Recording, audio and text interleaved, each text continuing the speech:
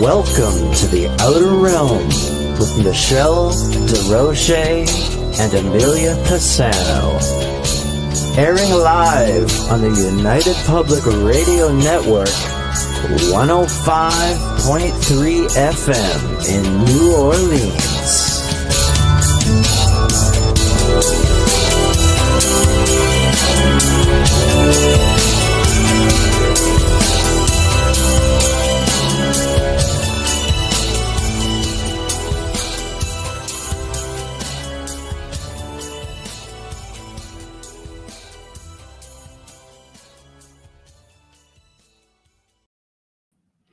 Good evening, everyone. Welcome to the Thursday night segment of The Outer Realm.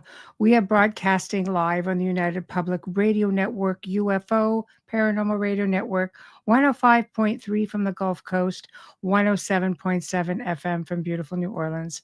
We are fully sponsored by the amazing people over at Folgers Coffee who have been a part of our journey for the last few years. Thank you, Folgers. It would not be the same without you.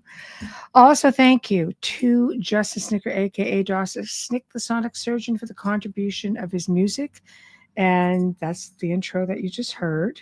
So he's an award-winning composer of Halloween, horror, sci-fi, and dark wave electronic music, which can be found on all of your favorite music streaming platforms. Also, big thank you to Steve McGinnis, the man behind our logos here at the show. Check him out on Facebook and Instagram. Does great commission pieces. However, he still basically specializes in Halloween, horror, does amazing work. You guys should check him out. And he does amazing pet portraits as well, just saying. So tonight we welcome back a dear friend, Constance Victoria Briggs. She's going to be joining me to discuss USOs, underwater submersible objects, hidden bases, Stargates, and much more. It's just going to be awesome because she's always awesome when she comes on. So hello, yes, Folgers right here, right there. You betcha, we love them. And Sebastian, I'm sorry, Amelia has been battling a bit of an illness, and it's really been taking a while for her to get it sorted. So hopefully she'll be back. You know, we all miss her. I miss her. So all I can say is just keep trying, my friend. She'll be back. Hello, Contessa. Fancy meeting you here.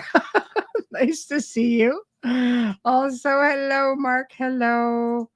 Hello, Sherry. You are on tonight. My gosh, you've really been getting around. That's okay. I don't take it personal. I couldn't spell to save my life being on the chat earlier. Fingers crossed. She'll be okay. She's it took a while to sort it out, and now she just has to wait for all the, just her body to get back used to everything and medication, things like that. So, I'm not at liberty to say, but I can tell you that she is on the mend and that she's getting stronger by the day. And so fingers crossed, it'll be sooner rather than later. Oh, gosh, yes. So, Constance is here, so we're just going to wait for her to be ready. But you know what? One of my favorite topics is USOs. And of course, you guys have heard me do multiple shows on Stargates and things like that between here or the Gray Zone, or even guesting on different segments. Sometimes it's broken up and, talking about different topics, and somehow it seems to come up because people are interested. You're getting back into, let's just talk about Stargates. That's going to be fascinating just in itself. Never mind everything else that goes with it. So, Constance, just give me a nod when you're ready. And when you're ready to go, I'll bring you on. Just nod and let me know when you're good to go. But yeah, so, hello, Michelle. Hello. So yeah, you're getting, going back into, ancient civilizations, and Stargates, they all built around Stargates. Why wouldn't they? Wouldn't you? I sure would. We had a portal close to our last, haunted manor house, and aside from the fact that things were always coming in and we were always just trying to keep it, closed, which you can't do that with everything, especially if you're dealing with vortexes and ley lines and, planet sort of like overrules on that for sure. So it's the way it goes. Yes, USO unidentified submerged object. There we go. There we go. Did I get that wrong? It's been a day, man. It's been a day. That's all I'm going to say. Hey, Michael, how are you? So we good to go? Yay. Okay. Hello. I said, nod when you're ready. I'll see. I was nodding. I was nodding a lot. Oh, Constance, it's been a day, man. It has been a day, but welcome. Thank you. I figure eventually I'd be kind of wondering what you were doing down there. I'm like, okay, I'll just go back to my notes. She's ignoring me. God, I'm terrible host. Terrible. No, welcome. never. Welcome. I am just I've been really looking forward to this because it's so juicy, everything about it. So, so where do you want to start? I mean, we have hidden bases that, underwater, and Lord knows everywhere else. We have Stargates. We have USOs. This is the topic of discussion for this evening. So why don't we get on with USOs? Why don't we hear as much about that as we do, with the UAPs and... Yeah, so basically, that is a really good question. It is one that, excuse me if I'm looking to the side sometimes. People on this show tonight, I have notes. Anyway, no, it's something that I have been even thinking about today. Yeah. What is it that prevents the powers that be, from addressing USOs? Mm-hmm. All right. They don't address the UFOs really either. But definitely a little bit more than the USOs. I don't see USOs in the news. Every now and then you'll see a little news clip about a UFO, right? Mm-hmm. But yeah, so the reason I feel like this is even more something they should be interested in is because it has, even though we're not hearing about it in the mainstream news, we have heard about it in congressional hearings. Right. All right. Yeah. So I'm always surprised when I talk to people who have not heard that we have had congressional hearings talking about UFOs and USOs, underwater submerged objects, like you said. They don't know about it. We have had confirmation in the congressional hearings from decorated Navy people who came forward and put their reputations and I hear their lives on the line sometimes to give us information. And they said they saw spacecraft coming out of the water, shooting up into the sky and going off into outer space, it looked like. We've seen USOs, it's a UFO and it's a USO once it submerges, right? They've seen them submerge into the waters. And it's not just those three men who came forward at the congressional hearings. There's been a lot of naval personnel that have talked about this. One man has written a paper about it and studied about it. It's a thing. Why aren't they talking more about it? And more than that, why aren't they trying to find out who's behind all of this? Because I would think that at this point in our lives and at this point in history, we should know who's flying those craft. Well, how do you do that, Constance? How can they do it? I don't know, but they can get on the ships and they can try. They can do something. They're not stupid. Yeah. No, exactly. Anyway. Exactly. But I mean, this is stuff that has been going on. I mean, it's been going on for centuries. It's not like, I think the ancient people were very they were very relaxed with it. But I mean, even Christopher Columbus spoke about he's got this in his journals about seeing a craft coming out, from the water and going up. Like, so I mean, we know this isn't, like the first kick at the can. He saw it basically right in and around the Bermuda Triangle, ironically enough. And he recorded all of these strange anomalies. So why is it that, it was people were just a little bit more free in their, in their storytelling, oral history, logging it, and, you know, I mean, a lot of sea captains do, right? To this day, people see them. They see it's not the sea captains either, Yes. Michelle. It's not just the Navy. There Yes. are private citizens that have been standing on a beach Yes. and seen something coming out of the water. They have seen something moving through the water. There have been Yes. people on ships for cruises that have seen lights moving under the waters. Yes. There have been the Navy picking up ships, spaceships or USOs on radar, and they've been taunted by them and messed with. They've chased them a little bit. They'll like the USOs have been known to come really close to the ship and then, move fast when and then gone. Yeah. Right. It's not just USOs that have done that, it's UFOs too. But that's another show. Yes, yeah. Taunting them and messing with them and playing with them, knowing, you can't get me, you can't catch me.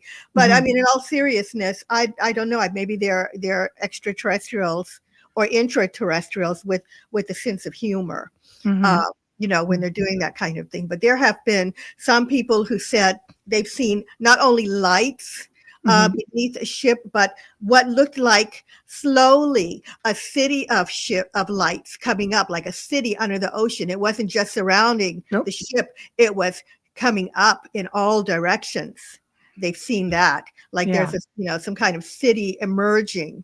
That's crazy. That is absolutely crazy. It is. About that. It's wild, and honestly, I would love to see it. Yeah.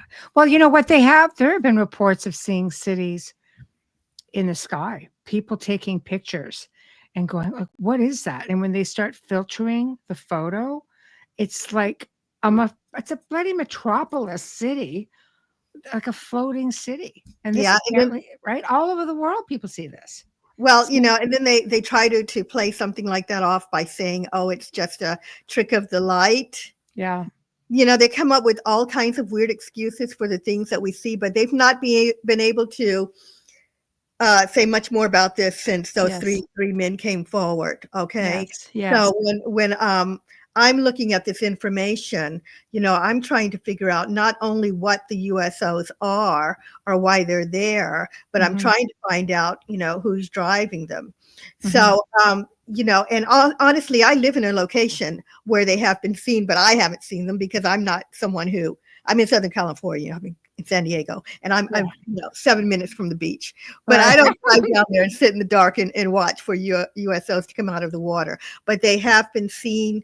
They have been seen a lot in California. So I put together some information about them to just kind of, give your audience, for those who don't believe it, those who have, on your back. I'm here. You were frozen too there. Oh, crazy. Oh, I hope it's okay. Okay. Yep. Somebody doesn't want us talking. Yeah. So basically, USOs, I'm going to try to go through my notes. Forgive me if I'm a little, Anyway, I put that, they move at incredible speeds. All right. So all of them, no matter how big or small, can outmaneuver us, outrun us. Some of them have been known to go I think it was 60, one was seen as 60 miles in 1 minute. Okay. They went 60 miles in a minute. They don't have any propulsion systems. Excuse me if I didn't say that correctly. And they're not anything anyone has ever seen. So they have been seen throughout the world. Some of the places, I can't name them all, but interestingly enough, and especially if you live near them, not this one perhaps, but it's interesting. They've been seen in the Antarctic, Argentina, Australia, Newcastle, Australia, Bolivia at Lake Titicaca, Brazil, Rio de Janeiro, and the coast of Brazil, British Columbia, near the province of Canada, the Caribbean, Chile, France, Greece, Japan, Malta, Mexico, New Zealand, Norway, Nova Scotia, Peru, several places in Russia, especially Russia, the Solomon Islands, South Africa, and the Timor Island. In the U.S., from what I've gathered so far, California is huge. All right. you know, California and wherever you are, San Diego, San Francisco Bay, San Clemente, San Pedro, Catalina Island, Malibu, Point Dume, Santa Monica Bay, and Sausalito. And we have Delaware, Florida, Hawaii, Maryland, Ohio, Puerto Rico, Tennessee, and Washington State. That's all over the place in the U.S. Alaska. Don't forget Alaska is a big one too. Alaska. Yeah. Where is Alaska? That's a big one. So I just started compiling my list of locations for this show and also for a book that I'm writing. So they're not just one place. They're all over the world. And I have to tell you that one of the reasons I wanted to do this show was because I had started the last show talking about my book, The Earth's Galactic History and its Extraterrestrial Connection. And I touched on many places throughout the Earth where extraterrestrials are living. And one of those places, one of those chapters was about the ocean. All right. And I brought up a story that I called One Strange Tale. And it was by an anonymous writer. And she was saying how she worked for an agency that studied the oceans. And they had come up one time they had been sent to look at beached whales. And when they got there, you know, the whales had been, you know, people couldn't go near them. They had been cordoned off. They got there and they noticed that there was meat that had been taken out of the whales, right? And from that, so they said in her story, and I'm looking at the side, I can't read my whole description in my book, but basically they were saying that there was holes in the sides of the whales. And it looked like some kind of laser weapon or laser knife, I don't know, to cut inside the whales, and that they took it out in tubes. They were whoever it was took out meat of the whale in like tubes. They would cut it and they could pull it out like a cylinder.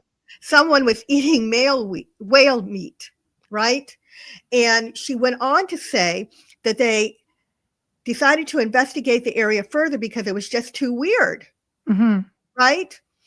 So they called in authorities and they brought in some high-tech equipment, and they, you know, looked at the bottom as far as they could go of the surrounding area. And they did find, long story short, they were able to observe humanoid beings in the ocean. Yes. Did you not? Humanoid beings. There have been reports of that worldwide. Russia has had a couple of incidences like that in the water. Oh, yeah. I'm going to get to it. Yeah. This person said these beings were extremely advanced technologically. They were equipped with stunning physical abilities when it came to the water. They moved at lightning speed. They were said to reach over 70 knots moving in the water. The team observed these beings communicating, and adding to the story, they would make noises that were similar to some aquatic animals. Even more interestingly, I'm reading from my book, if not alarmingly, the beings had the capability of producing a sonar blast. They used the sonar blast, so they sent down a submersible, all right? And through this submersible, they're observing them. And the beings didn't like it. They used the sonar blast on the submersible and they did damage. Okay, so these beings could move very fast and they had technology. Right? And I wrote whether they were afraid of the submersible or simply did not want to be observed is unknown. And I said that their description is really intriguing. First and foremost, they were humanoid. They did not resemble in any way aquatic life. They do not have fins or gills as often portrayed in science fiction. They are tall and extremely slender with a glow of light that radiates around their bodies. Their bodies are enveloped in a substance akin to elemental mercury, which appears to be in motion. So when they were moving, it looked like their, you know, skin or their whatever was moving them. The bodily movements are very fast and sharp, and they are identical. These beings are identical in appearance. They have been described as having entirely white eyes, no hair, no discernible ears were seen. Their mouths were wide but without lips. They were male and female and could not be male and female could not be distinguished. What's even more perplexing is the way they moved in the water. They did not appear to swim, and they did not move the way a human would in water, nor fish. They have what appears to be superior capabilities when it comes to the water, unlike any known creature. Any imagining of a mermaid type here is incorrect. They were nothing of that ilk. They moved swiftly, but seemingly without switching positions. And what was bewildering is that these beings do not appear to be affected by the depths of the ocean. So I went on to write, the account gets even more mysterious with the introduction of habitats and vehicles. They had these. So the vehicles were located via sonar. Some are said to be extremely large and ridiculously fast. They would move faster than anything should be capable of moving underwater. Habitats were also located. They are said to be hexagonal and connected. So that's what they found. Those are the beings they found in the ocean, and I don't have the. So who documented, like who were the eyewitnesses? Who documented this? Right. So this lady, and I'll just say anonymous. So she wrote, this was written by a third party. Well, she wrote it, gave it to a third party to put up, gave her name, the agency, and her phone number and her email address. Right. And she said she wanted the world to know. But then I tried to reach her and I got no answer. So I kind of get the feeling that maybe she changed her mind, right? And so I won't say her name. I won't give any of that out. It's out there. And I would never have put this in, except what's so interesting is that this account is matching so many other things out there that we know of. Cindy's asking, is there a drawing of what she saw? No. She didn't make anything. So just eyewitness and it's just her account. Yeah. But this is what's interesting. Her account matches, for example, the Russians have been very open, guys. They have. In their opening classified UFO and USO documents. And the Russians say that, more than half of their UFO encounters happen around the waters. But there's been a couple of cases that I cited in my book. And I said, I told all about this in my book. I said, I can't substantiate this story, but it was too interesting not to incorporate because of these Russian tales. For one, the Russian tale, very famously known now, of the Russian naval men who went underwater to do dive tests. And they went down in Lake Baikal, I believe it's pronounced. And excuse me if I didn't say it right. And when they got down there, they encountered some beings. Yes, that's a really well-known story in Russia. Right.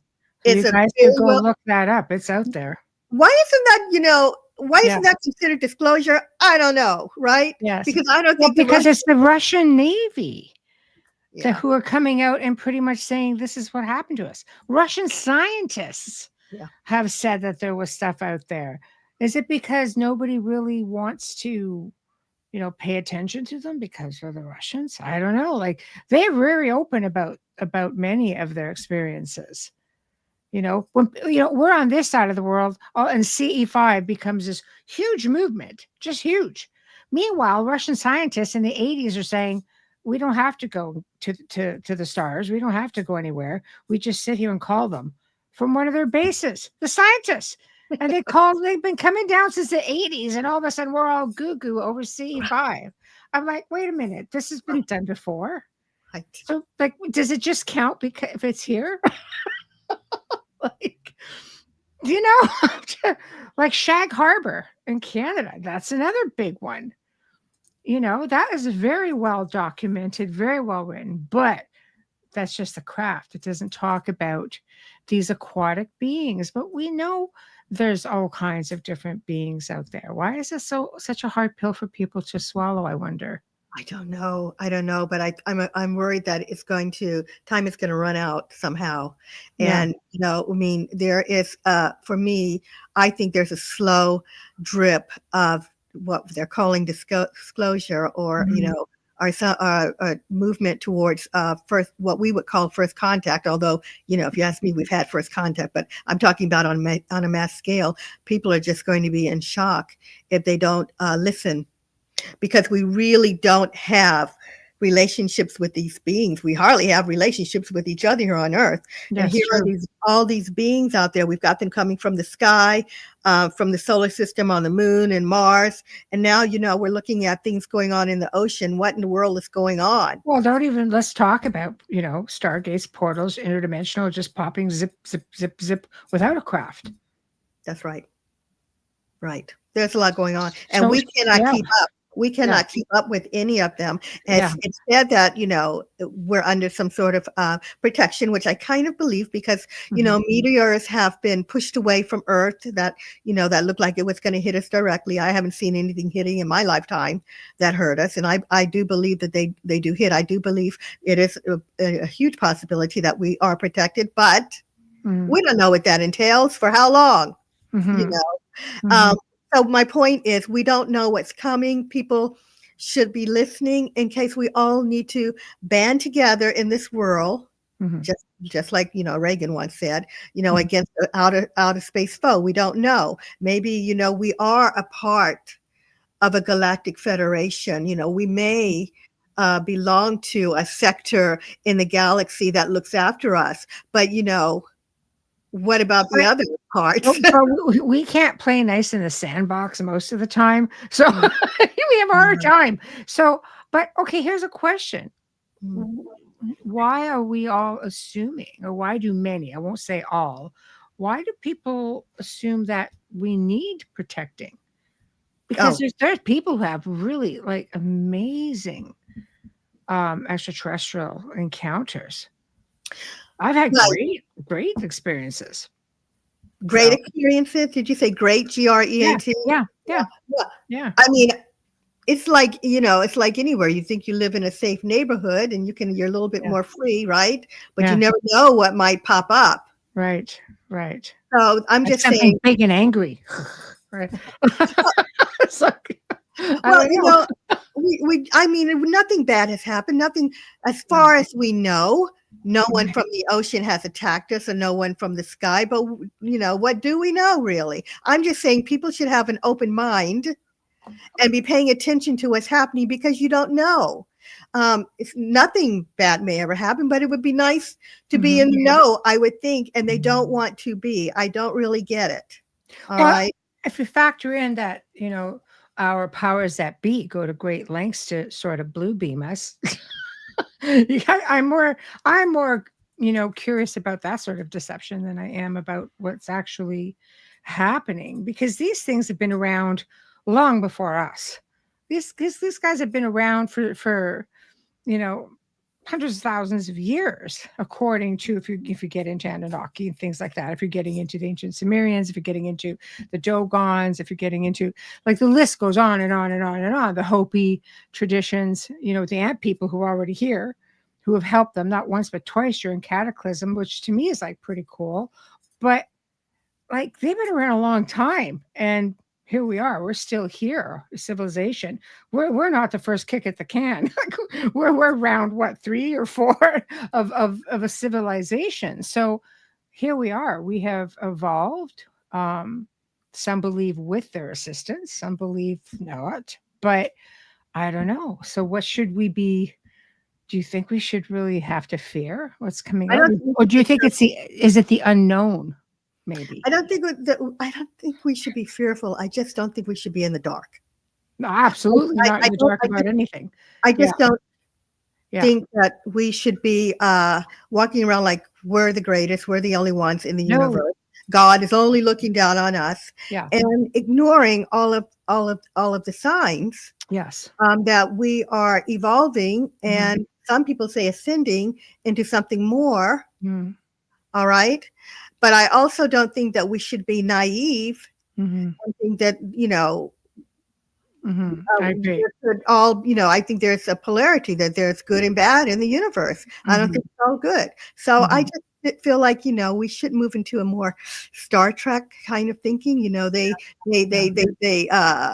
traveled the stars and they were happy to do so, but they always, kept their heads up and, to see what Yeah. was out there, to see if they were Well, okay. you But can't be silly. I absolutely agree. And you need to be educated.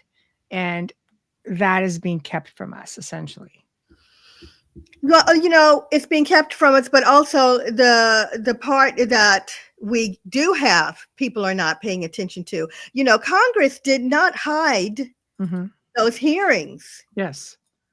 I mean, those men said that they saw, one of them said they saw a UFO over the ocean shaped like it was in a sphere Yes. with a box in it, a square in it, a Mhm. black square, something Mhm. like out of the Borg on Star Trek. All right. Yeah, we know how that ended. I mean, you might be able to Google that image. I mean, there's Yeah. images that some people try to draw that. It was an easy one to draw Yeah. online. Mhm. I haven't heard anyone talking about that. He Yeah. said that. This man was Yeah. a retired, I think a Navy admiral, all Yes. right, Yes. who said this. Why is that ignored? Mm. There's also, of course, the Tic Tacs, and I've got some information because I find them to be fascinating. There's so many theories around them. I finally stopped calling them TikTok. The TikToks. I kept getting confused on podcasts when I would. Oh my God. Anyway, Oh, boy. so the Tic Tacs refers to small, exceptionally fast UFOs that are the color white. They're shaped like the popular candy. Mhm. Maybe your audience have seen them. There are people who have never heard of them or seen them. Mhm. We know them, Michelle, because our hands are in this work, right? Yes. But these things were witnessed above, beneath, Mhm. and ascending the Pacific Ocean. Mhm. All right. They possess aerodynamic abilities. They Mhm. can achieve instantaneous acceleration. They're Mhm. quicker than our fastest jets and have anti-gravity lift. Mhm. They have no propulsion, no tail, no exhaust, no wings, no rudders, Mhm. and they do not leave a trail behind. Mhm. Meaning they have hypersonic velocities without signatures. To Mhm. summarize, Mhm. they do not have any sort of equipment that we're used to using. Yeah. So they've been seen twice now. Okay, Mhm. so they were seen out here in San Diego, and then they've been seen again. The first one was one, and then more recently 4 were seen. Mhm. Who's driving them? Well, here are the theories. Not who, but how, I should say. Mhm. Some think that they are biological, which Mhm. I don't. Yes.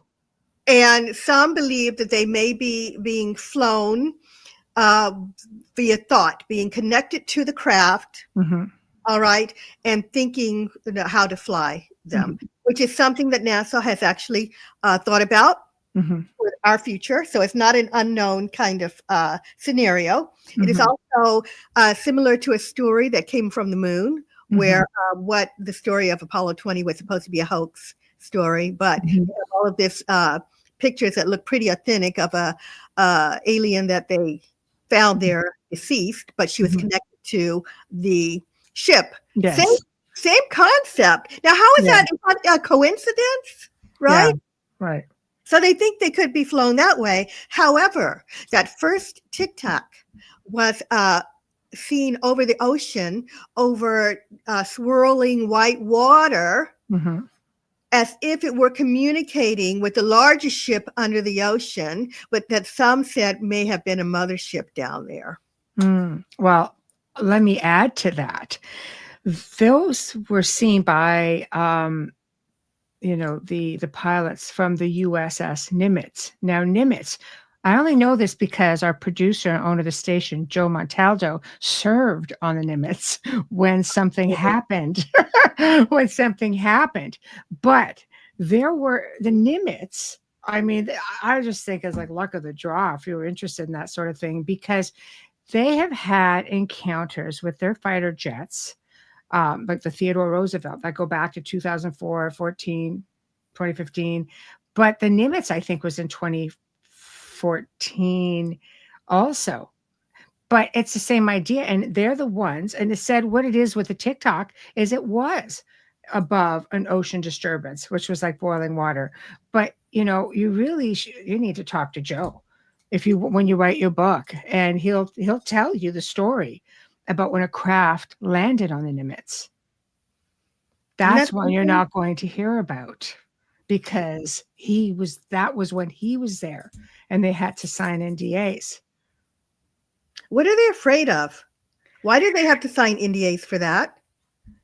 Well, if you hear the story, he has said it on this show before, because the NDA ran out. So basically, somebody very important with this thing landed, and you look at the size of an aircraft carrier. He said the thing tilted like this, and part of the saucer, right? So it kind of went out over. Mm-hmm. And they had grounded everybody. They were just like, okay, everybody, all these planes are out because they were doing an exercise, and he got them all in, or they got them all in, brought them all under. So, they were a lot of them were underneath. And the story was somebody very important. And the belief was it was President Reagan got off and went into this craft. So was it one of ours, or was it one of theirs? So this was around the time of Reagan. Oh. 2000, what is that, 2004? Well, it sounds like he should write the book. He should? He was there. yeah, but he was underneath the whole ship. And 5,000 guys I had to sign it. Oh my God. So, but yeah. So then that's not one that's told. He has talked about it, when it ran out after 25 years, 30 years. But, at that point, it's just like, that's not common knowledge, that one. He would tell it better, and he has told it on a couple of different occasions. Is this Joe Monto? What's his last name? Montaldo. Yeah, I know who he is. Yeah, Joe. I've never heard him tell the story. Well, he's the ufologist too, right? He's been like 25, 30 years in the field. Right. But it's interesting because he happens to serve on this ship this carrier that really does get a lot of attention. Mm-hmm. But a lot of these aircraft carriers and these ships have experiences, and they don't talk about it. You look at Shag Harbor, okay? Even the U.S. the U.S. Navy went there to investigate that, and something was going on, and that story is in two halves, and you could talk to Joe about that, but I can also I have it right here. Yeah, because I can. The guy who researched it out here has been on the show 2-3 times. Oh, okay. I could put you into. He's still researching things from witnesses, family members of witnesses. Initially, I could put you in contact with him if you ever want to delve into that. I did write about it a little bit. Good, right? Yeah. Without and yeah. So it's in the chapter, the Ocean's Earth's Final Frontier. Yes. And I could get into it a little if you want me to. Absolutely. It's a great story. So I had said one of the most recognized USO events transpired in Shag Harbor, Nova Scotia. The Shag Harbor incident occurred on October 4th, 1967 in a small fishing town of South Shore of Nova Scotia. On that day, the residents experienced something they would never have imagined. In the sky, witnesses saw what appeared to be a spacecraft moving over the Atlantic Ocean. 4 orange lights were observed on the craft. As they watched, the craft descended rapidly and appeared to crash into the water. Residents notified the Coast Guard. They saw something go in. By the time the Coast Guard arrived, the craft had submerged beneath the waves. Reportedly, yellow foam could still be seen on the surface of the water where the craft had last been seen before it sunk, purposely submerging itself. I mean, I can go, there's more. Well, they believed that it was an airplane. So this is why there was a huge concern. They didn't quite see it until they got on site, right? Yeah. Well, it's in the end, it says that it's accepted now that it was a UFO, that it wasn't a It crash. did. And it Mhm. went to another it went underwater to another section of another neighboring island, and the US Navy came in to do a repair. There's a lot to this story. It's fascinating. But the US got involved. Why? So what don't they know? Again, I have to say, one of ours or one of theirs, like, but they know. They know is the whole thing. Like, you have the Navy ships going up there, to this little tiny island, tiny coast of Canada, right along the little tiny island. It's like, what don't we know what we should, right? Yeah, So, but I don't believe everything is ours. Maybe sometimes. I do believe that, there is definitely someone that is not human down there, especially from what we know of the Russians and what this lady was saying that I started with. There's an account out of Russia where they said that so there was a ship hovering over the water, mhm, and that the ETs actually got out and were moving to the top of the craft, doing some kind of work that could have been maintenance, and coming back down, ignoring the people that were observing on the side, just not even looking at them, and eventually getting back in the craft, and I can't remember if they submerged or flew off into space, but that was a Russian file. So it seems like all the time that the ETs aren't even trying to hide themselves. Those Russians that were attacked by the Russian Navy people that were attacked during the dive, they were hurt because humanity is stupid. They decided they were going to try to capture them, and they used some kind of method that propelled the Russian Navy people, out of the water. They were hurt, 2 died, and 3 were, seriously injured. But they weren't trying to run from us. I don't think that they care enough about us to run away or to try to hide. I think it appears that maybe they're just not interested. right. We're probably like, I'm not going to do this right now. I have other things at hand. Well, they obviously feel like if they're not threatened, they obviously feel that they can more than take care of themselves if that's the case. But it is interesting. There's such a small portion of the ocean that has been explored, and so much of it is untouched. We know so little about it. We're all trying to spend this crazy amount of money to get off the planet, and there's so many fascinating things clearly under the water. So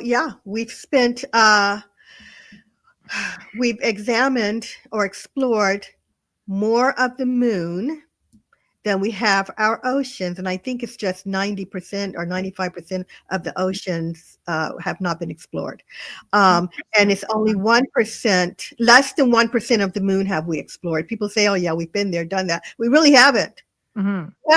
We haven't explored anything. For those who believe we went, and I do, and some don't, but if you believe we went, let's just say we did. They all went towards, all of the missions went towards a crater, and they kind of stayed around in that area. So we don't know what's up there, but we actually know more what's going on there than we do Earth's oceans. And now we have things coming out, and it's not just Tic Tacs. All right, they've also seen UFOs that are shaped like a Ferris wheel. Have you heard that? Yeah, it's like it reminds me of Ezekiel's wheel when you start getting into the right. Ferris wheel looking craft have been seen beneath the oceans, beneath ships. And when they've seen them out, they look like they have these lights, like a Ferris wheel. The prongs are lit up, right? Yes. So this is what I wonder, because in in ancient times, we had a lot of UFO visitations, and the people back then tried to describe what they had seen. They weren't familiar with airplanes and spacecraft and aerial phenomena, except, when they saw things, they associated it with God and the stars and the planets, right? And so the closest thing they had to when they saw this particular craft, what we say it looked like a Ferris wheel. They said it looked like a shield. When they went into war, they had shields, and often the shields had crests on them with, designs and decorations that resembled a lot of times a Ferris wheel. If you ask. And I just wonder, are those the same UFOs that they are seeing today that we're calling Ferris wheel and they call shields in the sky? Well, I mean, to add to that, the ancients emulated what they saw, what they found interesting. So if they're rebuilding, they have shields, let's say, in battle, they emulated something that they had seen through their oral history or documented history. Did they themselves see it? You look at the petroglyphs all over the world that have drawings of these big-headed beings that look like grays. And, there are tribes, even to this day, certain parts of the world who have had no human contact. They did an experiment. I think it was I don't know if it was 60s, 70s, don't quote me exactly on it. And they came in and they just built this, what looked like a craft. Okay. And it landed and they took off it, but it was us. Like it was people who did it as an experiment. And do you know when they came and checked back up on them like years later, that the people, the culture, this group built one out of wood and straw.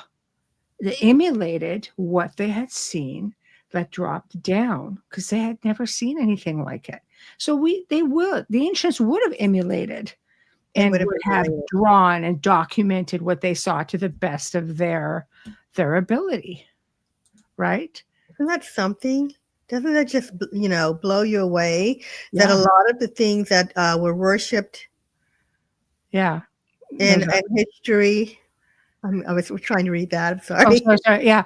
Ezekiel's wheel also heard that Noah's Ark was more like a stop sign saucer shape. Yeah. I don't know. They think they have found that. But what is interesting about it is they actually think it may not have been that. It would have been maybe more of a sophisticated ship, shall we say, and that it was DNA they were collecting, not so much 2 by 2. Right. So it's this audience member saying it was a boat or a ship. I don't know, but that it was a saucer shape. A saucer ship, because saucer shaped boat. Yes. Okay. Yes. All right. Because I've heard. I've heard a theory that Noah's Ark could have been, a spaceship.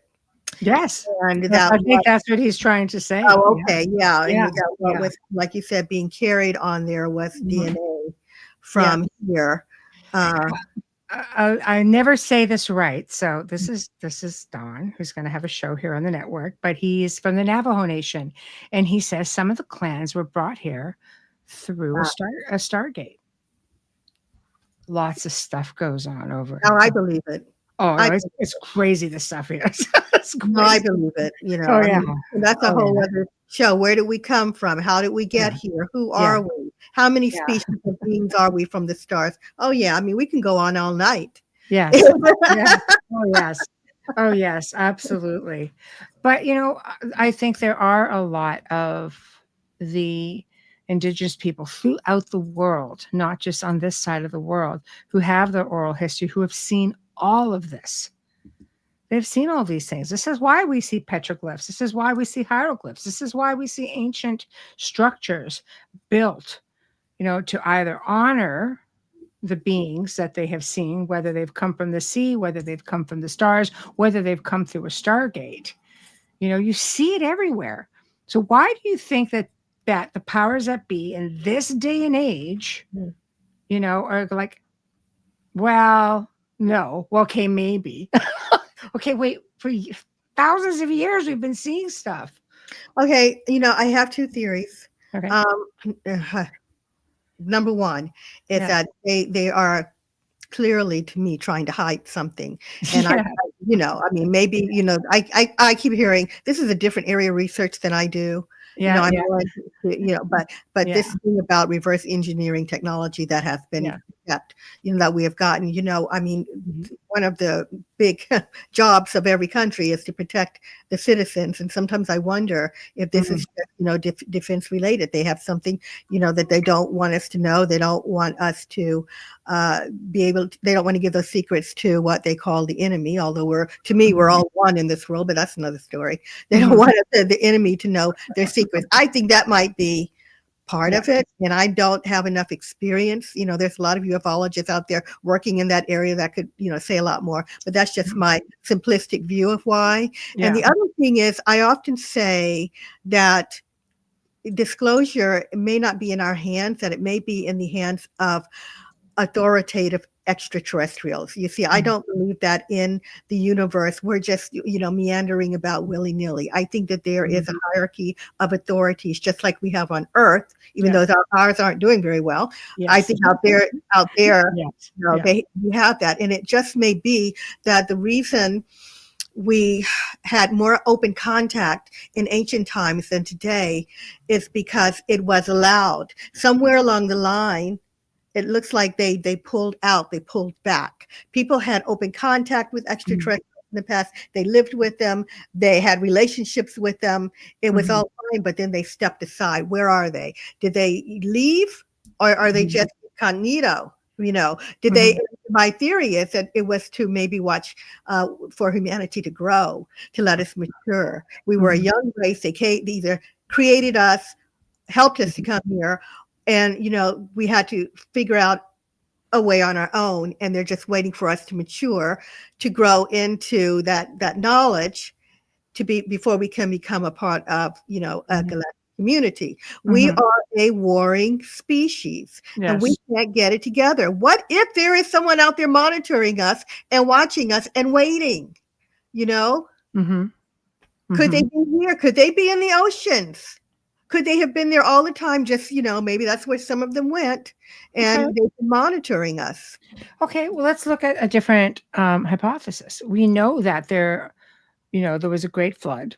We know that through science. We know that through history. We know that through religion. We know that through many different aspects, right? Every 12,000 or so years, this happens. And we know that there are continents under the water, under the oceans. Some of these continents would have had stargates, for sure, without a doubt. I mean, they're all over the world. Vortex is still there, ley lines, just because they're under the water. But there are ancient structures showing up. I mean, I'll name one off the top of my head, and that's the Azores off the coast of Portugal with a giant pyramid. People swear it's Atlantis. Well, if it's not Atlantis, it was something. So how do we know that these beings didn't have bases, or that they didn't have places that they resided in with this technology long before the floods? Yes. Excuse me. That's one hypothesis. Like, there's many. Right. So I've heard that, there were primordial civilizations before, Yeah. we use that word, but I don't like that. Yeah. So as much as they weren't wild people, but there were the Lemurians. Sorry? The Lemurians. Right. I mean, they went down. They ended up what? Some believe they're in Mount Shasta, for God's sakes. Mount Shasta is insane. I know. I haven't been there. Oh, I would love to go. Michelle, you and I said we were going to take a trip before. Let's go there. I know. So anyway, no, but there are supposedly, probably, were civilizations that existed before humanity came on the scene. Yeah. And also, I mean, where did they go? Who knows? There could have been a catastrophe. There could have been a war. They could still be here. They could be, like I said incognito. They could be hiding. They could be immortal. We don't know. They could still be here. But humanity has been through several catastrophes where it is said that we reached a point of technological advancement and then it was wiped out because we live on the surface and it was a catastrophe or a war that wiped us out or something that happened and we had to start all over. Now, let's say that those people from the past survived it. Maybe they survived it because before, the same people before we arrived, maybe they survived it because they were inside. Maybe they went inside. Maybe they were never on the outside anyway.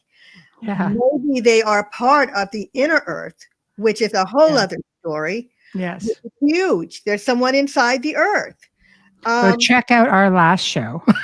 Constance. That's what we talked about. Yes. No kidding. Well, there's someone down there, right? Yeah. Yes. I don't know how long they've been down there. Maybe it's more than one civilization. The earth is huge. And they've discovered plains and valleys and oceans and all kinds of ecosystems.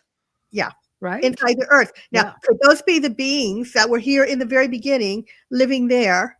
And could they have a connection to the ocean? Yes. Are they building the ships inside where they are and using caverns from the oceans, leading out from the oceans and coming out? Or is their territory part of the hollow earth and they have cities in the ocean? Because I really believe there is a city in the ocean, if not more than one. All right. They have, they have underground bases. Right. And the beings underwater bases everywhere. Right. Now I do have something here. Let's see. I have some areas right here in front of me that I'll just rattle off for places on Earth. Golfo Nuevo, Argentina. It's thought to have a base. All right. They've been seeing UFOs and USOs going back to 1960. North Island, New Zealand is thought to have a base. Same thing. It's a UFO hotspot. Reportedly, USOs have been coming and going out of there since they've noticed at least since 1995. Puerto Rico is huge, guys. Puerto Rico's huge. I saw something online not too long ago that looked like a ship under Puerto Rican waters, and fishermen had recorded it, and they got a humanoid on the side of that. Lake Titicaca, Peru is thought to have a base there. Lake Erie, Ohio, thought to maybe have a base. Lake Baikal, Russia. Yes. And Malibu. Marina Trench, Yeah. Point Hume. Yeah. Sag Harbor, maybe because of the artifact they found there. If it's an artifact or something, I don't know what that is. We talked about the Great Lakes have them. No, that's Point Hume. Sorry. Yeah. The Great Lakes have them, like Ontario, Lake Erie. They have them. Miami. Thought to have one. And these are all UFO hotspots where they've seen lots of UFOs over the ocean and submerging into the ocean. Guantanamo Bay. There's another one. Right there. And what about the ruins off the coast of Mexico, Cuba? There are ruins under there that are underwater that they've been starting to investigate, and probably for sure in the last decade at least. And there looks like there's a place in there that looked like a UFO landing pad in there, like that where it would have just come in. And have you seen pictures of that place? It's insane. I can't remember that if that's the one I'm thinking right about. Off the coast of Cuba and New Mexico, in the coast of Mexico, Cuba. Crazy looking things because the water's so clear that you can see it, and divers have taken photos of it. How often do you get a chance to look at something like that where you can see photographs that have been captured? They usually hide everything. Again, why isn't this disclosure? How much? What do we need? What do we need? Exactly. To let us know we're not alone. I mean, how much more do we need? Just put it on the news, for goodness sake, and let people know. Instead of having you listen to Michelle and Constance. Yeah. No, exactly. Constance is going to just blow the damn whistle on all of you. No, seriously, though, you got to look at pictures of this underwater city in Cuba. They found it in 2001. It's 2 square miles. They say sonar images show symmetrical and geometric structures that seem to cover close to 2 square miles at depths of 2,000 to 2,450, 2,500 feet. And skeptics believe the water is simply too deep, but they show people diving. And they've got structures that taken the structures 50,000 years to sink to their current depth. They believe it could go back, to the Mayans. They believe it could go back further. But when you look at some of the structures, especially when you go underneath, these overhangs, they're thinking that could very well be where there are either bases or crafts that are going. Oh, no kidding. Wow. I know. That slipped past me. Really? Oh my God. I'm going to send you a link. Okay. I'm going to send you a link while you're talking. You keep talking. Actually, give me a second, and I'm going to see if I can show some photos. How about that? Great. I wish I knew how to do that on this show photos. I'm working on that in life. No, I'll just send you a link. Hold on 1 minute. Images. Okay, so I'm just going to put this up, and I'm just going to scroll down in it. So that's probably the easiest way. And then you can find all kinds of stuff on it. But just to show everybody. Here we go. So, okay. So these are those structures. I mean, you look at right up in here. There's all kinds of different stuff here. So just Google Cuba underwater city. And you'll see that there's all kinds of information. And look at the one in Japan. Look at this. I don't know how they came up with the Cuba stuff, I've seen those giant steps. Yeah. Do you think this could have anything to do with the incident that I was talking about earlier? I mean, did they show any type of ETs, anything that they found regarding humanoids? I'm going to try to find more pictures. Here, if they did, it hasn't not been spoken about, but I do have some pictures, I think, that I kept from, where are we? I did try to keep some pictures. I'll see if I have any. That's the coast of Mexico. It looked like a parked UFO. Yeah, this is crazy. Hamilton Harbor, Cuba. Lake Baikal, they showed some kind of an entity there as well. And I just don't know if it's exactly that. So, okay, I don't know if I have all of the pictures on here. It's a different list, unfortunately. But if you just Google Cuba's underwater city, and you can find all kinds of stuff there on that. That's again, it's a big one. But the point that I was trying to make with it is that there are many just like that are underwater.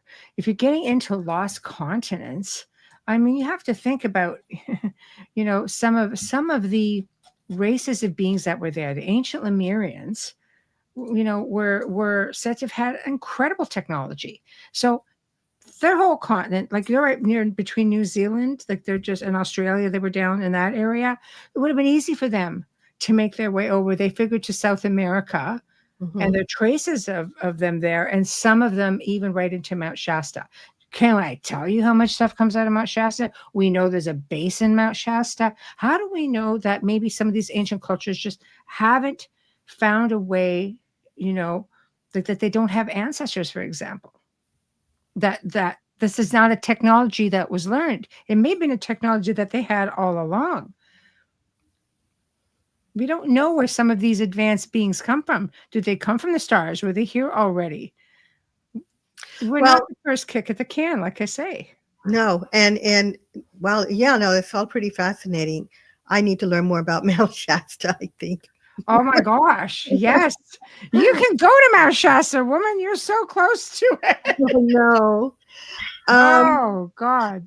But one of the things that I wonder about when it comes to the oceans is, are we dealing with one group of extraterrestrials or several groups? Are we dealing with what I call intraterrestrials? And I think some people refer to these as ultra-terrestrials. I say intraterrestrials, where they people that originated here, that did not come from the stars, that moved, I think we talked about them, moved inside of Earth, and their technology kept growing. And now they've got, people inside the Earth and people in the ocean. Maybe some of them, wear special suits. You know, those beings that we talked about could have been just in some kind of swimsuit, right? Mm-hmm. And it made them look strange. Who knows? Mm-hmm. Or are we dealing with a race of beings that came from the stars?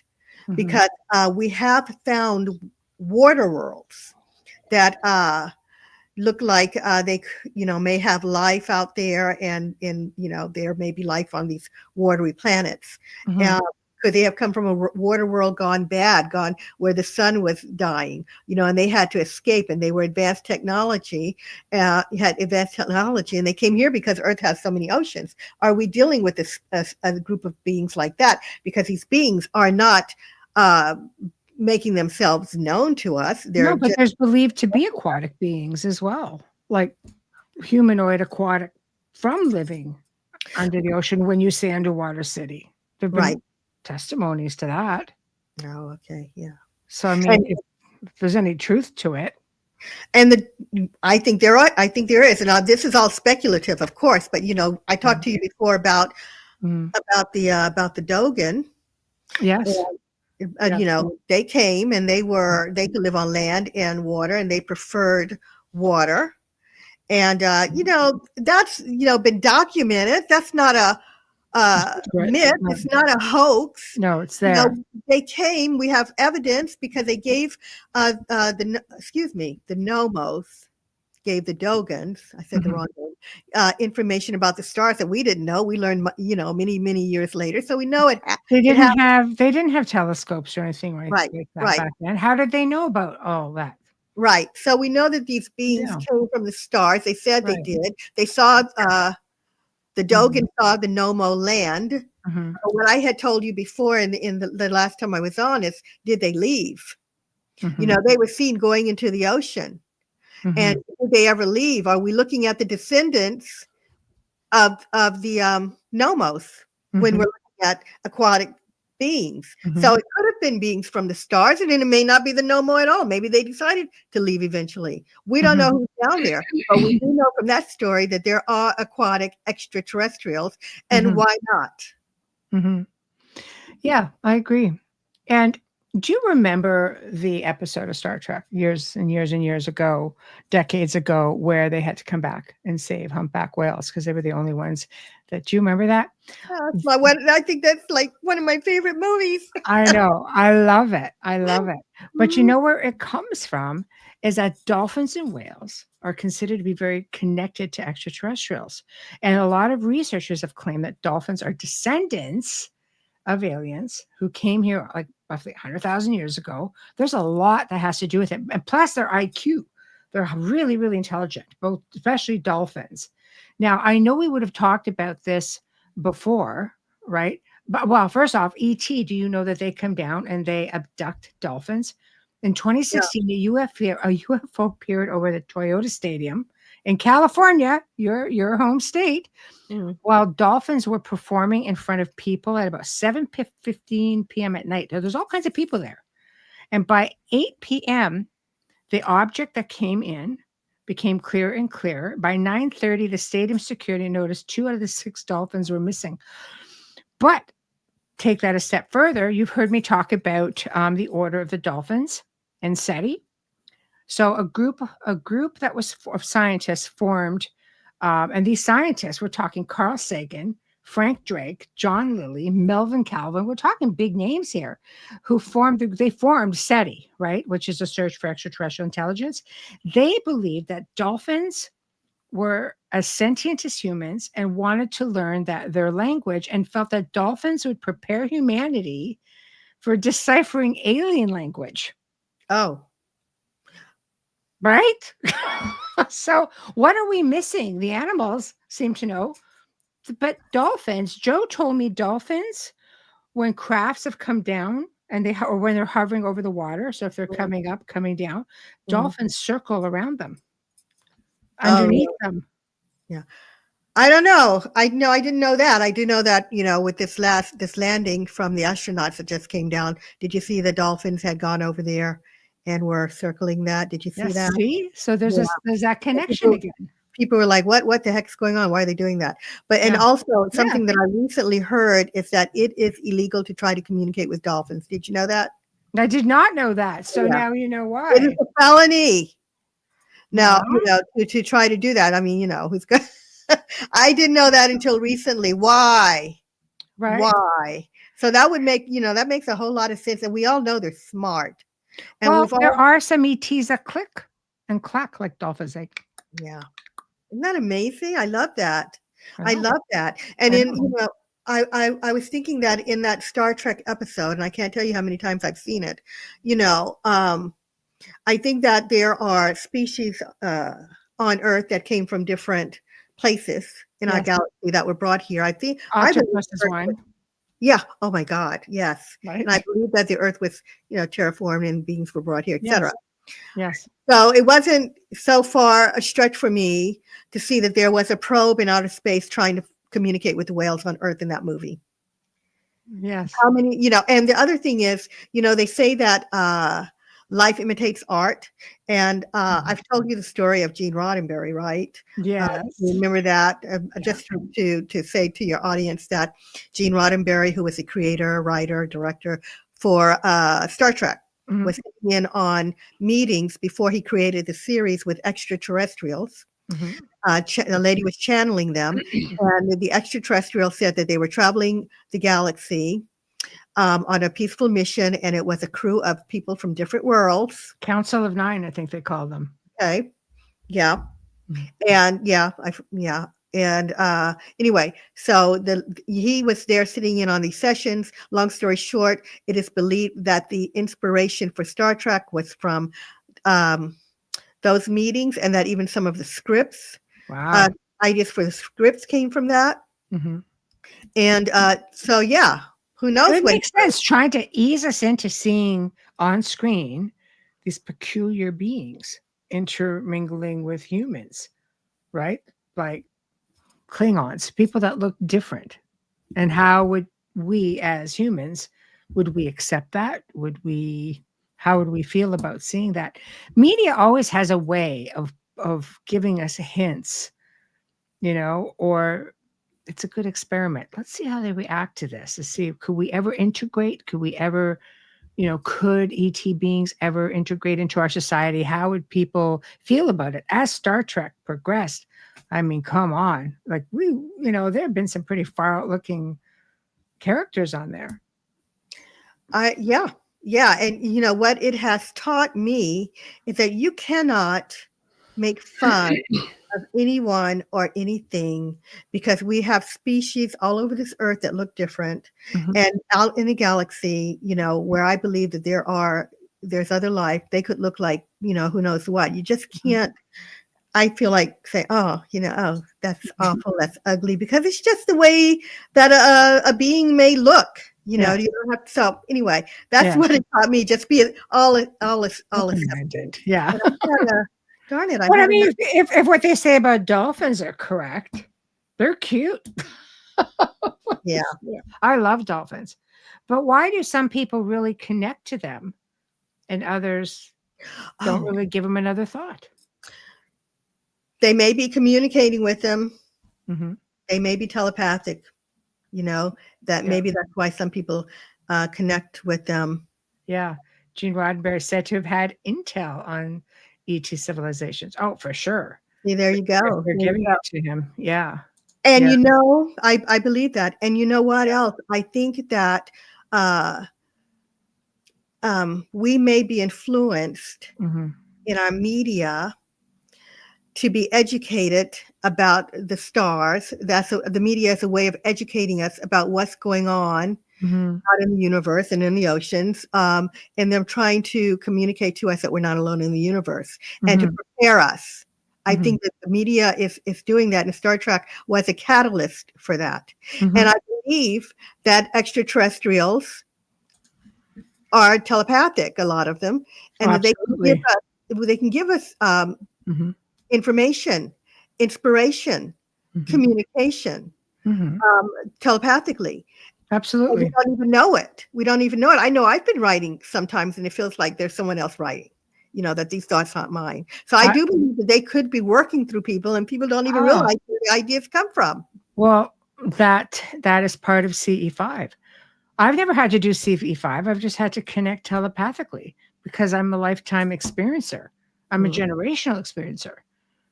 So you're going to have a connection. I mean, there are people who are not, I mean, not necessarily even ET experiencers who can be telepathic.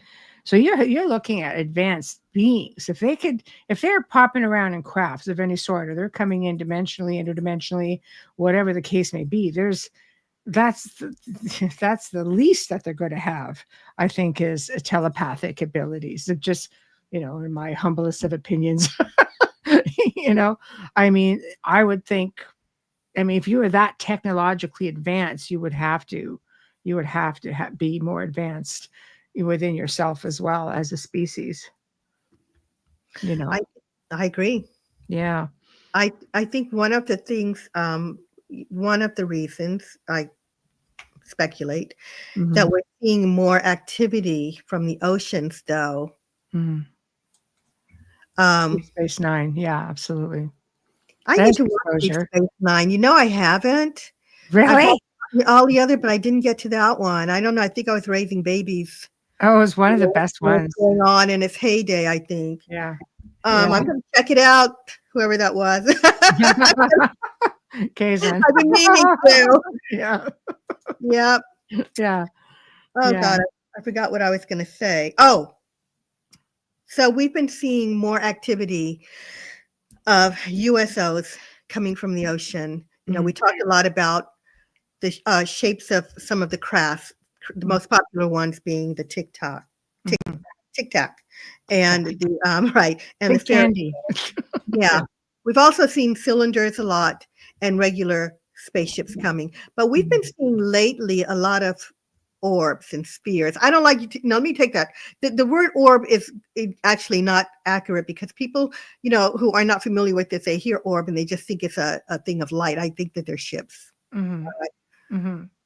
Oh, yeah. Wayne just says that Star Trek was definitely a media message to the masses, but sadly, I no longer believe the media's interest is serving the masses, but part of the 1%'s new narrative.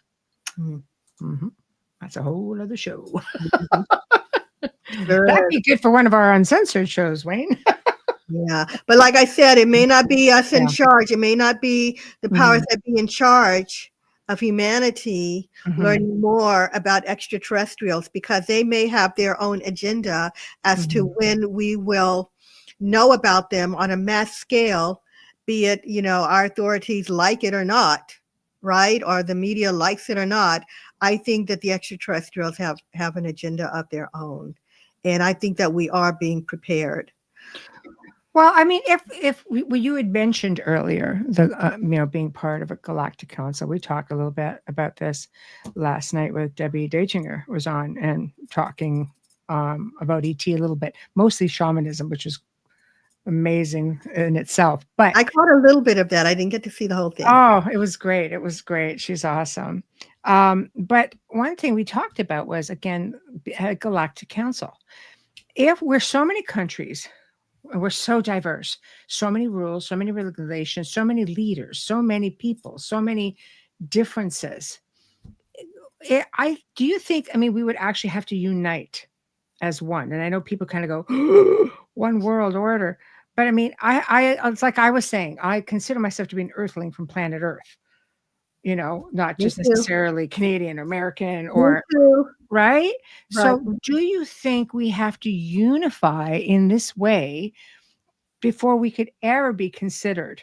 Because, I think that they would want to deal with one or maybe a few representatives, maybe a handful of representatives from one planet, as opposed to how many hundreds, thousands. We're not just talking the head of a country. We're talking, military. We're talking like there's many factions in all that. It would be very overwhelming, I would think, for any race coming from anywhere trying to communicate effectively with so many rules and regulations and laws. In the Star Trek universe, which obviously is one of my favorite things, I believe that there was one president. It was a world president, wasn't there? Yeah. That's what would be ideal, I would think. Like a chancellor sort of thing. But well, you want the whole, like I said, what I said was like, take me to your leader. You want one. You don't really want a whole. Take me to your leaders.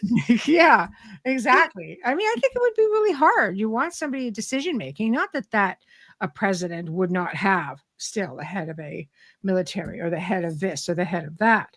But in the end, like it's, I mean, can you factor in how many all over the world there are now? I just cannot see it being plausible to try to have any kind of communication like that. Right. I don't know. I agree with you. That would be difficult. Yeah. But how in the world would this world come together? I don't know. But yeah. I think that they're trying. I think the ETs are trying. I was going to say earlier that we're seeing more activity coming from the ocean, USOs coming from the ocean, spheres coming from the ocean. I can't say that word very well.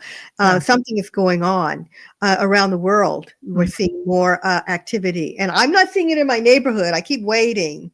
Seriously, I'm seeing so many videos of people, shooting, video from their phones.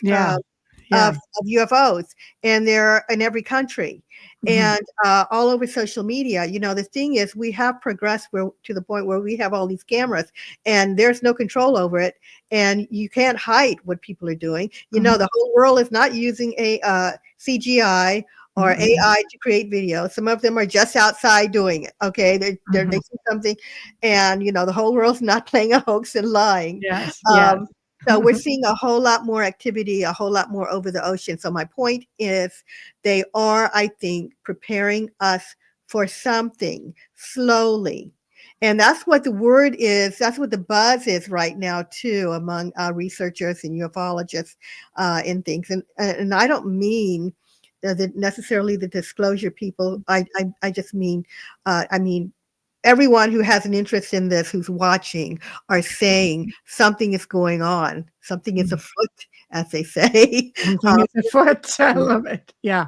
But so we're seeing more of them, and I hear, not that I know that anyone knows this is true or not. Maybe they've been giving information telepathically, but I hear it's supposed to come in waves. That what we see now going on is going to increase, and that the UFOs are going to get larger, and they're going to stay longer in the skies than we're seeing now. And this is all a preparation for us to become used to seeing them and used to knowing that they are there. But there is this one person, Alex Collier, who says that he is a representative for the Andromedan people. And if you listen to his early recordings, you can't believe that this man made up all of this stuff. So it's fascinating to hear what he has to say when he talks about the messages from Andromeda. And one of the things that they said is that humanity needs to grow up. They need to mature. We need to stop, of course, the warring and all of that.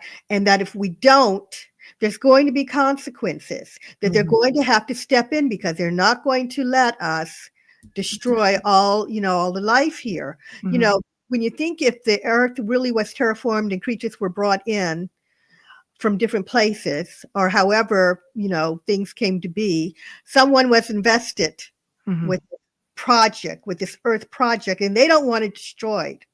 So the idea of what the Andromedans are saying, that they're going to step in, it's going to be consequences, and that they may have to speed up what we're calling disclosure, before we blow everything up. So I thought that was interesting. And also the question I have is, what are the consequences? Because they didn't sound happy when you listen to his writing, right? No. Consequences are never good. It's one of those chastising things, but you did mention something very interesting. People having one of these, right? These, there are so many people out there capturing incredible things. There are people all over the world doing CE5s, because it's a movement now, right? Dr. Stephen Greer started with this, and now people are doing all this. Russians apparently been doing it since the 80s. So of course they have. Russians kind of get right in there. But the thing is that it's very hard to say to people, it's almost insulting to say to people, you did not have this experience. You did not capture this image. You did not see what you saw. It's like, the hell I haven't. Freaking A, I saw it. It's really hard to tell people that they're not seeing things. And yet we still have a degree of resistance, which is kind of crazy. A huge degree of resistance. And, I don't get it. And Michelle, I have to tell you that when they had this whole thing going with the drones over New Jersey, and I know there are people out there that are going to argue with me and say, you are wrong, you are wrong. Those were, my brother did. My brother said, these are ours. These are our vehicles, our, whatever in the sky. Yeah. They're coming from, but I have to tell you, there was a senator I watched. He said he went out there and he watched, and there were like, I don't know, 50 coming from the ocean. Yeah. Something like that. Or he was, yeah. There was 50 coming from the ocean. And then someone else said, it was either a mayor or senator or somebody, I can't remember. Mm-hmm. He watched them transform. Mm-hmm. And I would tell my husband, I said, I don't believe the early on at the beginning, they're not ours. They are mimicking. And, my husband was like, how hard that is, how much work that would go into them mimicking. They're not mimicking, honey. I'm telling you, people have video from their phones and you can see these orbs changing into planes. And I said, honey, they're not just, they're not our planes. And that was before AI got really right. They now look very similar. They look similar. They had the right colors, but they really didn't look like our plane. And then I saw one. Oh my God. I don't know if I kept this or not. It was of a blimp, right? Like it was supposed to be a Goodyear blimp or something, but it wasn't quite the Goodyear blimp. It was off. Yeah. I'm like, they are mimicking. So then they started throwing all this other stuff in there. No, they're the U.S. military. We have drones that do this, and it's the military. And I said, I didn't say the drones were transforming. I said what they're calling orbs are changing. People with their phones are catching them. Yeah. Are recording them, and that's what they're doing. And now, nobody listens, so nobody's really saying it anymore. But I saw those. I saw them transforming from people who videotaped them. It was wild. Yes. Video recorded them. I'm giving my age away. Not videotaping recording. Truth there. Whenever something magnificent happens or whenever something serious happens, they seem to come out with these other things to distract you.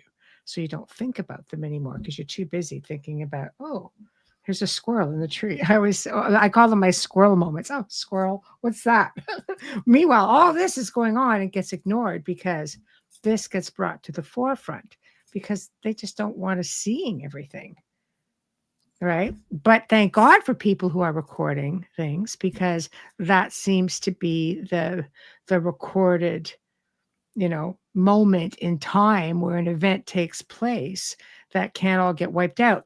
It's like, do you remember when the whole Miami Mall had that big thing last year, the year before? And I mean, police came from everywhere and they had to because the Miami Mall really got into some trouble with gangs a few years before, right? So this is a really big thing, but they were taking cell phones away from people, apparently, digital cameras. One guy surfaced because he goes, I use a flip phone. I don't like the technology. And I had a videotape, one of the big VHS camcorder thingies. So I haven't had one of those since the bloody 90s, early 90s too, right? But he had that technology. When he got home and he played that, those beings were on there. And he released it to an independent news source that would put it out there. So Well, it goes to show you again, how many people saw something there, but yet, nope. Feels like the Men in Black with a pen. Right. Yeah. But Yeah. right, you're right. But then you It had does. all of those people with the same story who didn't Mhm. know each other, who weren't all in like one corner of the mall. You had lots of people recounting the same thing. Yeah. So how do it's got to stand for something. When you have so many people saying the same thing, it has to stand for something. Because I'll tell you something, if it was something very serious and more accepted by society, or something that they didn't care if you knew about or not, and you had 50 people come forward and say, yes, we saw this, it would be taken pretty seriously. And I get it. You have some people kind of going, all right, yeah, green, little green men, whatever. But we live in an age where this is happening more and more. And it's very hard because you have some kind of documentation in a recording, and a lot of people have it. Taking it away doesn't mean it didn't happen. So what's the answer? What's the solution, guys? Exactly Guys what we're out there, doing. what are we gonna do? I think exactly what we're doing. People just stay the course, and you see something, document it. And I think a lot of researchers and authors, such as yourself, and people who are going out to conferences and talking about it, people who were writing about it. You look at Joe, who's got, ICAR, which his website is, you know, it's the International Community, I believe, for Alien Research. And there's people who have contributed to this are between 60 and 80,000 throughout the last two to 3 decades. 2 decades? That's huge. I'll have to check it out, but it is huge. But I do have to say something that, apparently there's looks like there's a war for Earth. You've got somebody over here who Mhm. doesn't want us to know, and then you've got the ETs over here that want us to know. What if one day somebody pulls the plug and all of the internet goes down, and all of these records go down? I think about that. Mm. I hope we get to the point that we all know before someone just finally says, Well, we the ain't. powers that be have already, some countries are already, like Canada, very well censored. So things are censored. People aren't seeing everything, and the net is still there. That's why hard copy books, people That's who are what. writing books before Mhm. they decide to have a book burning pile, That's but what I was thinking. I always yeah. think that because I'm like, I'm on social media and I'm like, wow, there's a lot going on. There's a lot of great videos, a lot of great stuff. Mhm, TikTok has mhm. amazing videos that people have put up, and I've always thought that's one reason why they want to get rid of it, because I'm seeing things on there that I don't even talk about. I X mean, is the same. sorry. X is the same. Oh, really? Yeah, I Completely. think. It's uncensored. Oh, okay. Yeah. No, I know. I don't Yeah, mean. Yeah, yeah. I'm talking. Videos. No, Yeah. but me too. Things are Some things coming I on will there. not talk about. Some things that are kind of scary Yeah, that yeah. I will not bring. And I've seen it on TikTok, and I'm like, okay, all right. So Mm, my point was, there's so much information up mm, that I sometimes wonder, do we need books? I mean, I spend so much time I'm working on a book now on this subject. I mhm, have a chapter mhm, on this that tonight on the oceans in my book, but I want to mhm, do a full blown book and put things in there I couldn't get in that one chapter anyway. mhm. Do we need books? I have asked myself. Yes, we do, because if they, we still need them. People are still reading them. But what if they pull the system? What if the grid goes down, as they say? Not that I know what the grid is exactly, but what if the Right, grid goes right, down and we right. don't have anything? So Mm. yeah, I think all of this stuff, in other words, needs to be documented. Well, I mean, cataclysm could happen. Yeah, You look at the sun's having regular hiccups. All it takes is one good solar flare to knock out your internet. It's happened. Cell service has gone down because of a solar flare, in certain countries, depending on, I guess where you are, where the sun is at that specific time. But I mean, what do you do at that point? That right, that's powerful enough to knock you out for a few hours. All it takes is something more powerful to do that. And that's a natural event. right. We Never don't. mind human intervention. Right. Right? So It's when the grid will go down, not if. Yeah. Yeah. Yeah. Yeah. Big cry face. Sorry. Or laughing face. Yeah. Well, yeah, I believe anything is possible because Yeah. I think, Constance, we live in a place where history has been rewritten many Mhm, times, mhm, mhm. through natural disasters or maybe on purpose. How many resets have we maybe had? This is a question that's coming up a lot as well. So I think, one thing that has been steady throughout, all of this new technology with these ancient cities that are rising up out of the jungle, out of the water, technology can see it, satellites from the sky. We're finding it. There are archaeologists who work only with satellites and discovering these places. And what do you find in these places? People are finding ancient structures and petroglyphs or hieroglyphs, ancient writings of beings that don't look like anything residing on planet Earth that we are aware or familiar with. Right, right. So, has there been a reason why so much of this has just been left buried? Because I here don't we know. are. I don't know. I don't know. But Look I to will the say that, past. huh? Sorry? Look to the past for In the the answer. past. I will say that that was very, very profound, Michelle. I enjoyed listening to you say that. Cheers. Yeah. That was very good. I'm feeling whimsical. You bring out the whimsical in me, Constance.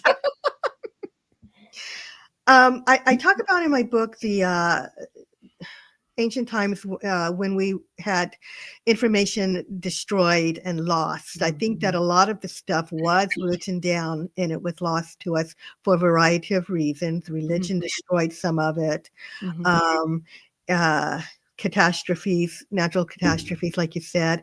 Also, that library, the Great Library of Alexandria, I think had a lot of information that went. It may have had our ET past written down. But It there are may have, more. sorry? The Great Library in Tibet, the Great Library in Romania that Yeah. was discovered. There's still some out there.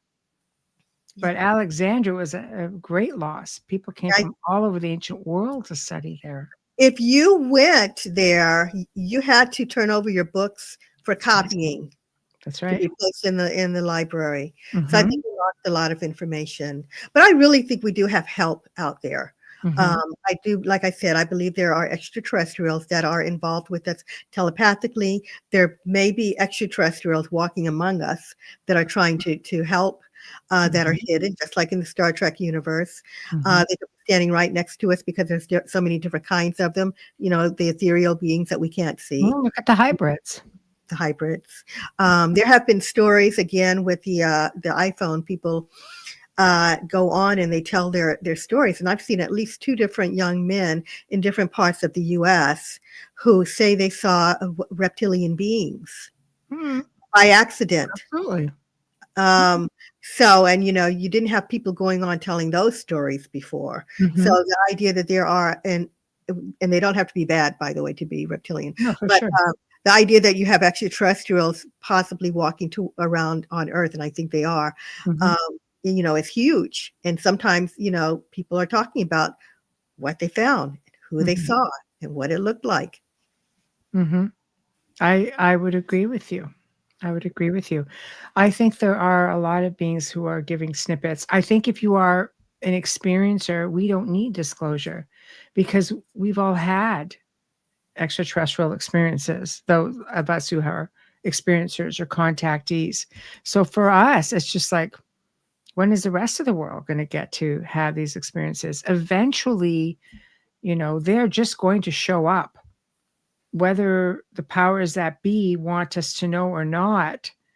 They're just going to show up. So, I think it comes down to, whether they're coming again, whether they're coming out of from the planet, because you see them coming out of volcanoes and sides of mountains, and you see them coming out of the oceans. You keep coming from the sky, just zip portals. Time, who knows? But the thing is if they admit to the fact that they're here, are they not in a way admitting that they've known about abductions?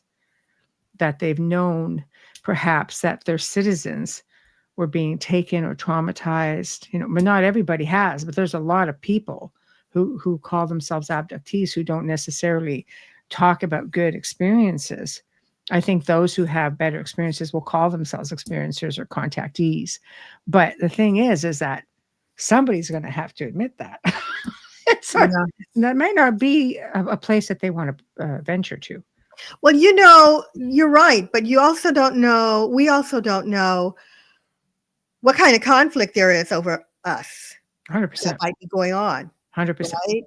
Yes. So there is an ancient tale that I have in my book, and I think this one was out of Rome. Mm-hmm. Back then, the ancients recorded everything and put them in their books and kept track. And in this event, people heard clanging outside, and they went running into the streets, and they looked up and they saw what looked like a battle of lights in the sky. Mm-hmm. They were seeing ships, UFOs with lasers and things, and yes, it was rattling so much that it rattled the houses and things like that. Yeah. And what's really weird, and I'm telling you the truth, it said that a voice came out of the sky when it was done, and it said, "Oh God, the gods are leaving." They said they heard someone say, "The gods are leaving." And I thought, the gods are leaving? The gods are leaving? Why would they say that? Yeah. Well, because it sounded like sarcasm. Because, humanity was young. And, there was a time where I believe a lot of us know, actually, I just believe that some of the extraterrestrials back then were mistaken for gods, right? Yeah. Mm-hmm. And who knows who it was that was clanging and, making the houses shake. They were, rumbling and carrying on, and seeing these lasers look like they were fighting each other. Who was fighting over us? Who was fighting over us? And who was being sarcastic? It sounded like they chased them out of there. Yes. So my point is, so we've had the abductions. But what if there has been a battle about that we don't know about? And I'm not saying that had to be it. I'm just saying there seems to have been. You're hypothesizing, essentially. Right. Like there seems to have been some battles going on right in front of humanity, but behind the scenes with the abductions and the good ETs, maybe that was a thing.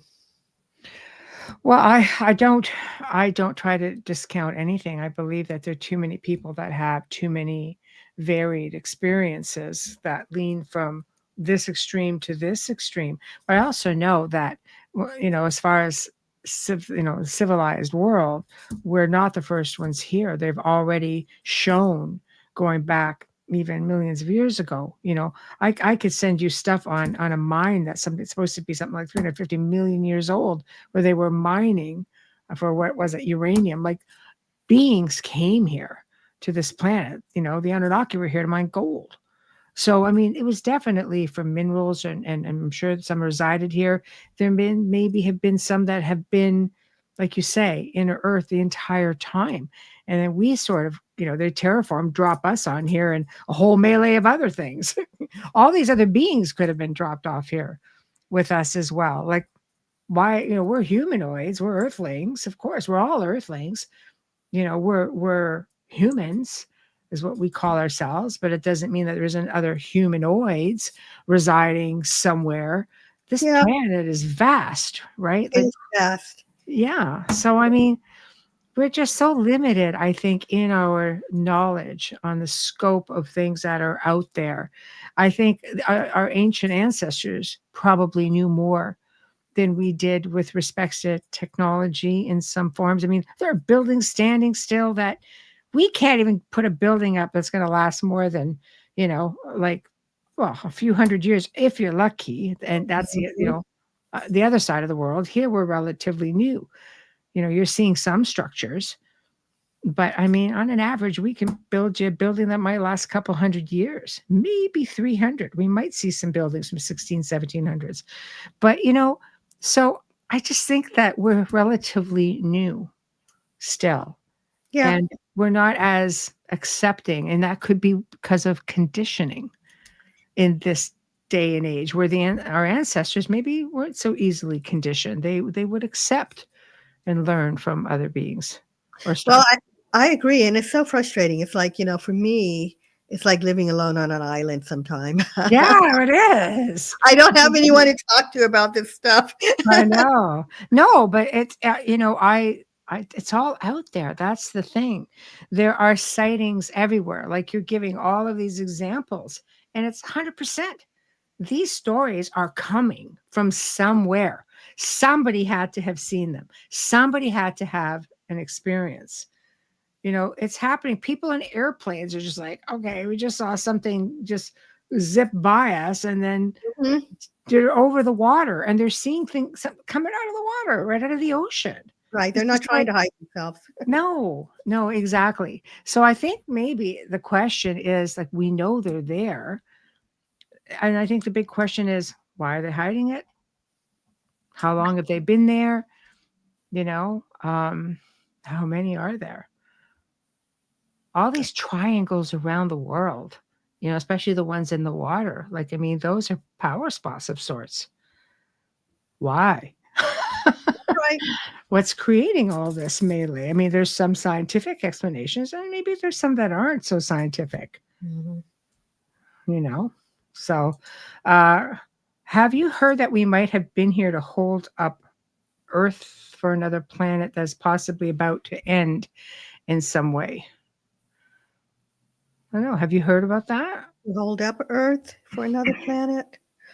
There's a possibly about to end. So basically, we're just waiting for others to come over. Can you elaborate on that, Cindy? I think we've been a dumping ground for a long time, and we've just evolved. And I think seeing different species, like is it octopus, even scientists are like, okay, that is not from this planet. Right. How'd this thing get here? Right. And also, I've heard the praying mantis. People say that about praying mantis. Yeah. And it just really, it's interesting that I've heard people say it about the insects, and Yeah. then you hear that there are mantis beings. What is that? Yeah, that's true. I had a recording that I always thought they were grays. And I remember talking to a guest who was on the show, and I'm going, well, I heard all this clicking and clacking. And he goes, that's a mantis. So casually, that's a mantis. Like, say what? It's a very big bug. Where was it? In my mind. Yeah. Where was it? No, I caught it on a recording. I was testing out. Oh, really? Like on a recording. And I'm just like, because our other house had a lot of different activity, shall we say. We're very close to the river. A lot of things happen down there. And extraterrestrial sightings was not uncommon for the whole area. Oh, no kidding. So I thought, all right, that's interesting. See, all this time I thought I had a little gray hanging around, and it was not. But yeah, people have seen those. And they were talking about those way before CGI and AI and all that stuff. There are stories out of the 50s. I know there was a boy who saw one. Why would he make that up, Yeah. And there is something that's being seen today. I don't know what they are. Some people think they're aliens. I don't think that they are, unless they were dumped here. There are these beings that are coming out. I keep texting my brother and say, there are those white beings. I'm seeing them on video. They're called the pale crawlers, and they look those things. They look like this one guy was saying those, yeah. He said, I have an alien on my roof. I was watching this video, and before he ever got to show the thing, I knew what it was. Mm-hmm. And he put his camera up on it, and there it was. And I was like, because I was thinking to myself, it's not going to be an alien. Nope, it's not an alien. People don't know what those things are. That's another show. What are they, and where are they coming from? Did an alien dump those here? So who knows where they came from? Yeah, right? They're like night crawlers or something. Yeah, somebody messaged me about them before. They're surfacing a lot more. Yeah, that's what I'm saying. Yeah. So I don't know if they were dumped here or where they came from, but they are there, and those are something they're getting on video. Well, Cindy says, like we're preparing for another planet to join us. Well, are you kidding? Really? Be curious as to what will be joining us. Yeah, more with this conversation. I'm kind of wondering, like, okay, I am, I am open-minded about everything because I have seen and experienced so many things. I believe everything is connected. I have seen cryptid type beings. I've seen UFOs, extraterrestrials, paranormal things, the yin yang. I mean, eventually things connect because you think you're experiencing one thing, it could be something entirely different, but connected. So many similarities. So I'm of the mind that, just keep doing your research. That's all you can do. I mean, I love that you're writing another book. I think that the further you delve, it's just another piece of the puzzle, right? Yeah. Yeah. So when is this book going to be available, Victoria? Or are you just teasing us? I'm not teasing. I'm not done yet. I have no date. I'm sorry. Ah, darn it. No. Well, we might have to come back. We might have to talk about it again once the book is done to promote it and to hear about all of the details that you have found, because it's such a journey just discovering everything. Yeah, I have a long list of books to write, so I just hope I last long enough on this planet to get more of them out. That's all I can say. Just record everything. Just talk to your phone. Eventually, you can just move it to script. Just because. Just at least that way, your husband could say, "Well, okay, I can use this new AI and take her voice and put all of your life's work." Right. Constance will come out and just there it is. So. But I just love that you've come on again. And I always say open doors. Something you want to talk about, just zing it at me. And I say, let's do it. And there is an uncensored show on Tuesday afternoons too. A what? I'm sorry. An uncensored show called Beyond the Outer Realm. If you really want to get funky. No, okay. You'll have to tell me more about that. Yeah. I don't know, here or later. I don't know. We could do that. Yeah. Okay. No, it's an afternoon show on Tuesdays and we get tons of people from the other side of the world. And that's where a lot of the conspiracy shows happen. And people just it's cool. Oh, it sounds great. I wouldn't mind participating. They're fun. Okay. All right. That's good. They're fun. So thank you, Constance, for joining me yet again. And I say, let's do it again. Let's put our heads together and see what we can talk about. Maybe a part 2, because we didn't really get into a whole lot of Stargate stuff. We sure didn't. And I had initially said I wanted, like last time I said, I should get more into this book because the book has so many chapters on different things. Yes. In the Earth book, in the Galactic Earth book. So let me look at it and let's see. And I say, let's do it. Okay.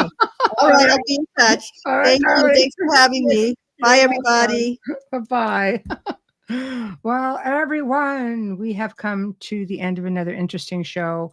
It gets funky. Some people believe, some people don't believe. Remember, these eyewitness accounts come from somewhere, and there's a lot that we will never know for sure. We can't possibly know it all, but we're not the only ones here. We're certainly not the first ones here. So keeping an open mind is probably a healthy thing to do. Don't have to like it, don't have to believe it, but I always say it's probably better to be informed, even if you half want to roll with it, because one day something may happen and you might say to yourself, you know what? I remember hearing about this. Maybe it was a thing after all. We don't know. But I appreciate all of you in chat. You guys always just totally rock it for me. Thank you. Thank you.